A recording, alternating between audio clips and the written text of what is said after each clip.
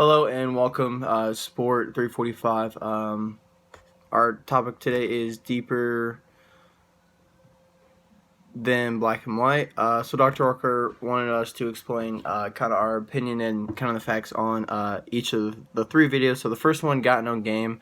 It was a table of whites, blacks, Asians, Hispanic, Indians, and Jews. Well, there's only one or two representing them at the table.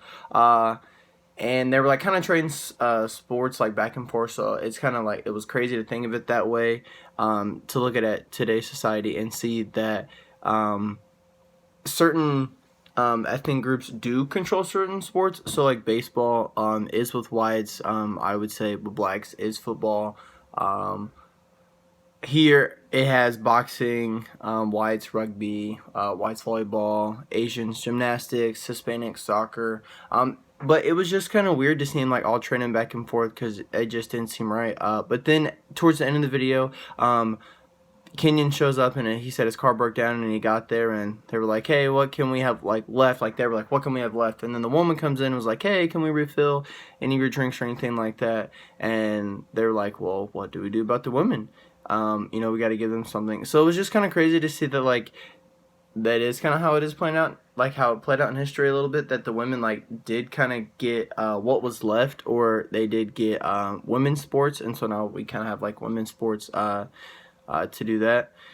But that was just insane to learn about all that and how like they were like trading the sport back and forth, because I guess that's kind of how like I see it today a little bit, where it's like, oh, whites have baseball or this sport, or blacks have basketball and football, or it's a mixture of both. And then the second one was sports journalists stereotype athletes by race. So this was the TED Talk that we had to watch.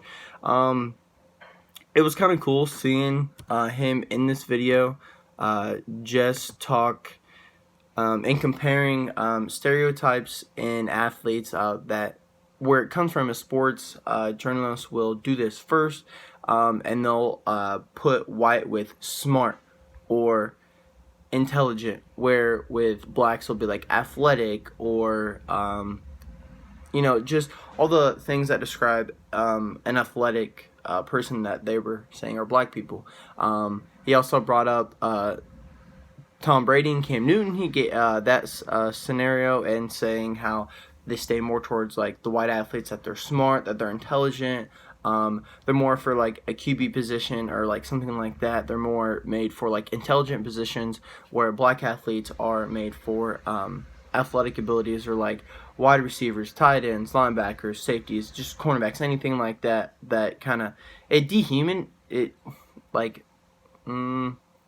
it takes away from their character, because like he's talking about in the video that black people can be in those intelligent, smart things as well, and white people can be athletic and things like that. Because he just gave that definition of Tom Brady and Cam Newton. But then he gave a really good definition, which was of Josh Allen and Lamar Jackson.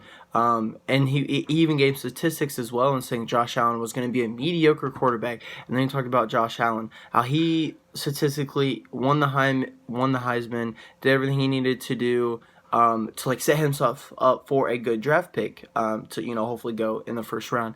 He didn't get taken until almost last, or he might have been last, which was kind of crazy because he won the Heisman. You didn't think it statistically he would have went before him, but since he was black and he had athletic more ability, they were like, hey, would you mind going changing positions? And he was like, no, I mean, he's played quarterback all his life. Why would he just want to do that? They weren't asking Josh Allen to do that because they saw him as their typical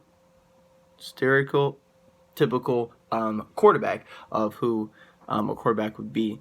But then Lamar Jackson showed and proved what he could do this season, which he definitely should have been taken before that, and shouldn't be stereotyped the way that he was, because it's statistically on paper Lamar Jackson was better than Josh Allen, but Josh Allen got taken before him. And then the last video that we had to watch was the racial slur end season for high school football team. So when I first saw that, I thought it was kind of crazy. Like, they were like, oh, you're just going to cancel one game. So I didn't talk about canceling more games or playoffs or anything like that. But I think it was like the last home game. But I do believe that they should have shut it down because I think that's ridiculous.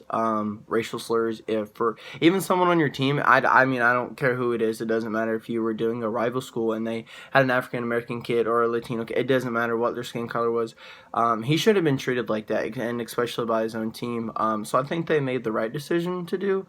And then to kind of wrap this up, my experience. So I kind of came from a small high school. I graduated with 150 kids, but this wasn't my grade. This was the grade above me. So we had a basketball game, and it was like it was county, and they brought a bear, and they brought a little teddy bear, and then they also brought a noose, and that they were going to hang a teddy bear from, but the principal took it away.